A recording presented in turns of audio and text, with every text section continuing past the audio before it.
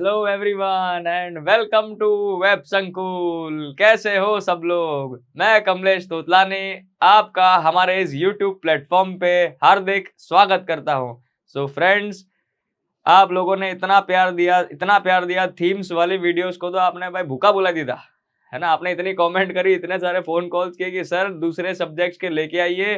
तो मैं अब एक नया वीडियो लेके आया हूँ, GS2 का लेके आया हूँ। सब्जेक्ट है गवर्नेंस। तो आज हम डिस्कस करने वाले हैं गवर्नेंस की थीम्स। ठीक है, so without wasting time we will get started. But उसके पहले जैसे कि आप सब लोग को पता है, हमने हमारी सपनों को उड़ान देने वाली बैच GPSC इंग्लिश मीडियम उड़ान बैच हमने लॉन्च कर दी है। ये एक फाउंडेशन बैच है जिसमें हम आपको एकदम बेसिक से पढ़ाएंगे और बेसिक से प्रो लेवल, बोलते हैं ना, एडवांस लेवल तक ले जाएंगे। एग्जाम में कोई भी दिक्कत नहीं आने देंगे। मैं और मेरे साथ मेरे दूसरे कलीग्स आपकी राह देख रहे हैं। जल्दी जल्दी से आइए। ऑफलाइन बैच में अगर आपको एनरोल करना है, हमारी ब्रांच गांधीनगर में सरगासण में है। आप यहाँ पे आ सकते हैं, ऑफलाइन हमारे साथ जुड़ सकते हैं। और अगर आपको ऑनलाइन करना है, लाइव देखना है, तो आप जल्दी से डाउनलोड दी वेब संकुल लाइव एप्लीकेशन। वहां पे आप लाइव लेक्चर्स भी अटेंड कर सकते हो, और इवन अगर आपसे लाइव अटेंड एक आध दिन मिस हो गया तो आप उसमें रिकॉर्डेड वीडियोस भी देख सकते हो। संपर्क करने के लिए आप इनमें से कोई भी एक नंबर पे कांटेक्ट कर सकते हैं, तो वो आपको और अच्छे से बता पाएंगे। ठीक है, तो हम हमारी गवर्नेंस की थीम्स को अपने शुरू करते हैं, है ना। तो देखिएगा,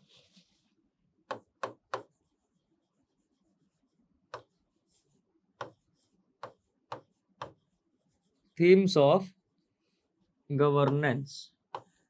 सबसे मेन बेनिफिट क्या है गवर्नेंस का? सबसे मेन बेनिफिट ये है कि इसका सिलेबस बहुत ज्यादा छोटा है, और जितना छोटा सिलेबस है मैक्सिमम मार्क्स आप इसमें से खींच सकते हो। Just follow these themes: introduction, body के pointers, conclusion, government scheme, data, keywords, ये सब प्रिपेयर करके रखिएगा।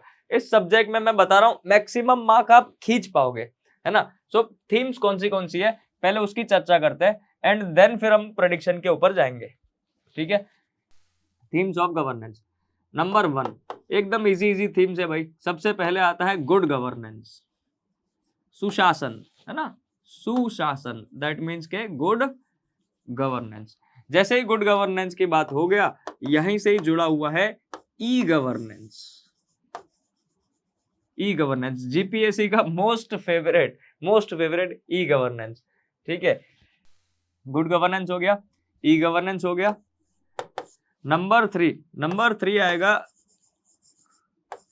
Role of CSO, civil services organisation, या तो फिर NGO, नॉन गवर्नमेंटल ऑर्गेनाइजेशन।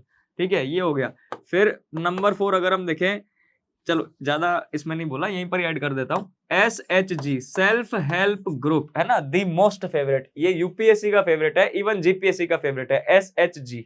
ठीक है, सेल्फ हेल्प ग्रुप सबको पता होगा, सब लोगों ने मेंस दे रहे हो तो सबको पता होगा। Number 4, role of civil services, role of civil services in making good governance, या in participating in good governance, in participating in administration. So role of civil services, है ना। रोल ऑफ सिविल सर्विसेज के साथ ही एक मुद्दा जो पहले पूछा गया था, lateral entry in civil services, यहां से क्वेश्चन पूछा गया था लेटरल एंट्री से, है ना। उसके बाद नंबर 6, जो छठी थीम है, RTI, है ना, राइट टू इंफॉर्मेशन एक्ट। तो इस एक्ट को अच्छे से पढ़ के जाना है, इसके क्या चैलेंजेस हैं, CIC IC, इनके अपॉइंटमेंट की डिटेल्स, है ना, क्या क्या चैलेंजेस है उनकी अपॉइंटमेंट में, what is the way forward, अच्छे से प्रिपेयर करके जाना है। ठीक है, GPSC का most favourite citizen charter,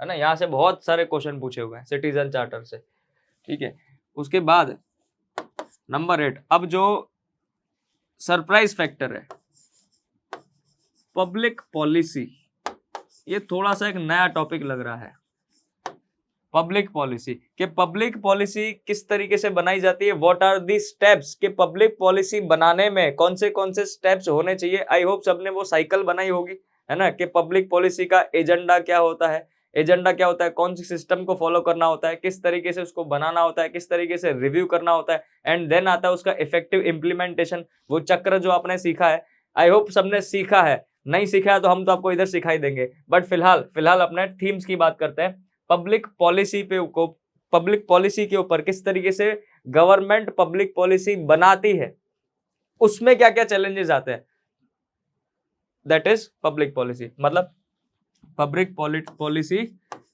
and related issues, ठीक है। और लास्ट इसमें आ जाएगा स्टैट्यूटरी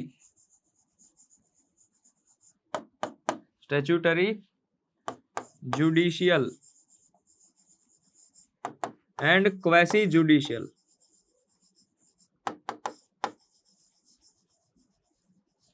जुडिशियल अथॉरिटीज, इनके रोल के बारे में क्वेश्चन आ सकता है। यहीं से ही जुडिशियल एक्टिविज्म, जो कि पॉलिटी में पूछा जाता है, बट फिर भी जुडिशियल एक्टिविज्म से यहाँ से क्वेश्चन पूछा जा सकता है ना। जुडिशियल एक्टिविज्म, जुडिशियल एडवेंचरिज्म, ये सारे कीवर्ड्स के ऊपर क्वेश्चन बन सकता है, ठीक है। तो कितनी थीम हुई, टोटल 9 थीम हो गई। अब ये 9 थीम है, यहाँ से पूछेगा 3 क्वेश्चन पूछेगा, क्योंकि उनको सोशल इश्यूज में से भी क्वेश्चन पूछने हैं। सोशल जस्टिस भी लिखा हुआ है सिलेबस में, गवर्नेंस एंड सोशल जस्टिस। हालांकि सोशल जस्टिस का वीडियो आप देख चुके होंगे, तो मैंने वहां पे चर्चा कर ली थी। सो 2 क्वेश्चन सोशल जस्टिस के, 3 क्वेश्चन गवर्नेंस के, तो हो गए 5 क्वेश्चन। बाकी 5 क्वेश्चन सोसाइटी में से और बाकी 5 क्वेश्चन पॉलिटी में से, तो GS2 के 15 क्वेश्चन यहाँ पे कंप्लीट हुए। अब इनमें से 3 क्वेश्चन कौन से आ सकते हैं, पहले तो आप थीम देख लें, जो इनसे यहीं से ही क्वेश्चन आया है, तो पहले आप थीम देख लें, उसके बाद अपने प्रेडिक्शन करने की कोशिश करते हैं। चलिए, तो थीम में सबसे पहले मुझे पता है गुड गवर्नेंस है। आई होप सबने गुड गवर्नेंस के पिलर्स को अच्छे से पढ़ा हुआ है, याद होगा आपको। Transparency, accountability, rule of law, ये सब याद होगा। उसके बाद आपने ई गवर्नेंस और उसके रिलेटेड इश्यूज पढ़े होंगे।